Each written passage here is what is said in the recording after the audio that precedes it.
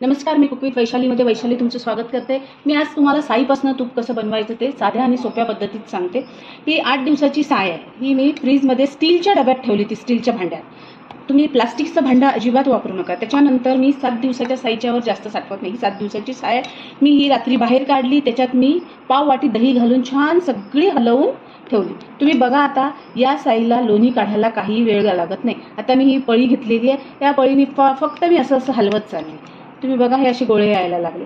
10 मिनिटात तुमचं लोणी तयार होईल। तुम्ही लोणी 10च मिनिट झालं मी या पळीने असं नुसतं हलवते, तर बघा तुम्ही, हा आपला लोण्याचा गोळा असा मस्त लोण्याचा गोळा निघालेला आहे। आता मी हा आपला लोण्याचा गोळा छान धुवून घेणार आहे 2 ते 3 पाण्याने, आणि मग तूप बनवायला घेणार आहे। आपण 2-3 पाण्याने लोणी छान धुतलेलं आहे। एक टिप्स सांगते मी तुम्हाला, उन्हाळ्यात जर तुम्ही लोणी काढत असाल ना, तर साईत जेव्हा तुम्ही चमचा फिरवता पळी, त्यावेळेस ना तुम्ही बर्फाचे खडे घाला, भरभरून तूप निघेल आणि एकदम मस्त। आता मी हे तापवायला ठेवते। कसं आहे, काही लोक नुसतं लोणी तापवतात, काही जण त्यात तुळशीचे पानं पण घालतात, काही जण त्याच्यात इलायची घालतात, पण मी नुसतं लोणी कढवणार। एवढा सुंदर सुगंध येईल बघा तुम्ही माझ्या पद्धतीने एकदा लोणी करून। माझ्या पद्धतीने तुम्ही असं तूप बनवून बघा, झटपट आणि भरभरून तूप निघणार याच्यात, आणि काहीही गरज नाही इलायची वगैरे टाकायची।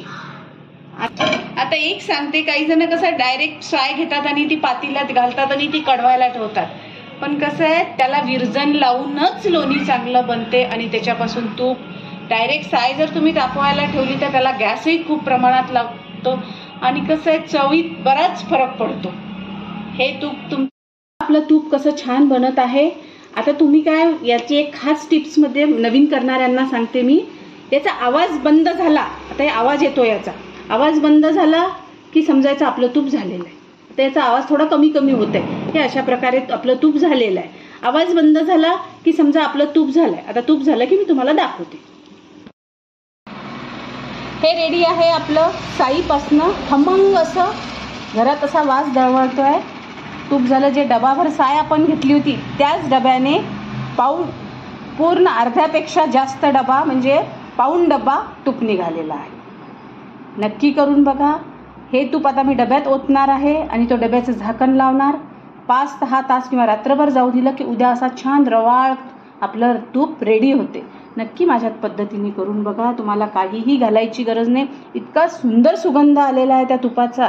नक्की करून बघा। माझ्या चॅनलला सबस्क्राईब करा, लाईक द्या, तुम्ही कमेंट लिहा। परत भेटू कुक विथ वैशालीमध्ये दुसरी रेसिपी घेऊन।